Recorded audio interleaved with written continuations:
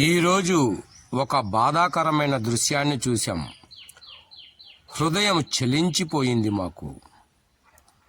మేము వదిరెడ్డిపల్లికి పోయే దారిలో మార్గ మధ్యంలో కుమ్మరోళ్ళపల్లి దాటిన తర్వాత ఒక 3 కాళ్ళు ఉన్న కుక్కను మేము చూసినాం. వెంటనే బండి సైడు పెట్టి ఇక్కడ కూర్చొని ఆలోచించినాం. ఈ కుక్కకు 3 కాళ్ళే ఉన్నవే, ఇది అడవి ప్రాంతమే, ఈ ప్రాంతంలో ఈ కుక్కకు ఆహారం ఎలా దొరుకుతుంది, ఈ కుక్క ఎలా జీవించగలుగుతుంది అనుకున్నాం.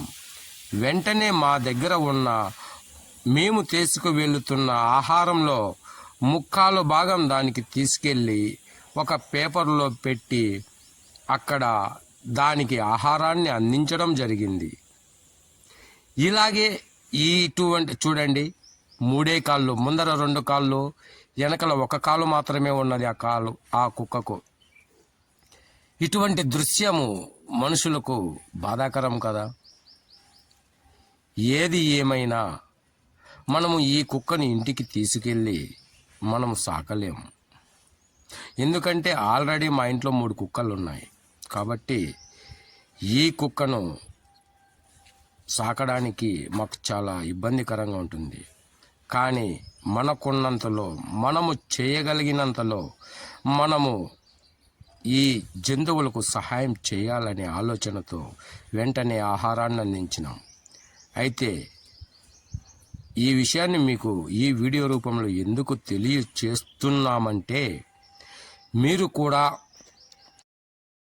ఈ దృశ్యాన్ని చూస్తుంటే మా మనసు ఎంతో చెల్లించిపోయింది. ఇటువంటి జీవులకు ఎందుకు దేవుడు ప్రాణం పోయాలి? పోసిన ఈ ప్రాణులకు ఎందుకు దేవుడు ఇలా? ఆ బాధలు ఎవరికీ అర్థం కాకుండా పోవచ్చు, కానీ మా మనసులో ఈ బాధ చాలా రోజులుగా నిలిచిపోతుందని మాత్రం మాకు తెలుసు. చూసినారా, ముందర 2 కాళ్ళు, వెనకల 1 కాలు లేదు. ఇటువంటి జీవులు ఇంకా ఈ భూమి మీద ఎన్నున్నాయో అని మేము చర్చించుకున్నాం, నేను అన్న ఇద్దరము కలిసి. అబ్బా, ఎంత భయంకరం! రోడ్డులో అటు వెళ్ళే వాహనాలు చూడండి, 3 కాళ్ళు మాత్రమే ఉన్నాయి.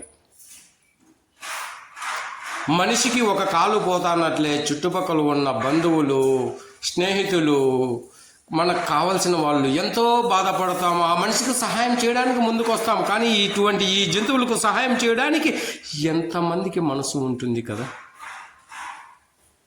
ఆహారం కోసం అది తిరిగి తిప్పలు పడుతూ ఉంటే, ఆహారం దొరకకుంటే ఎంత బాధ కదా.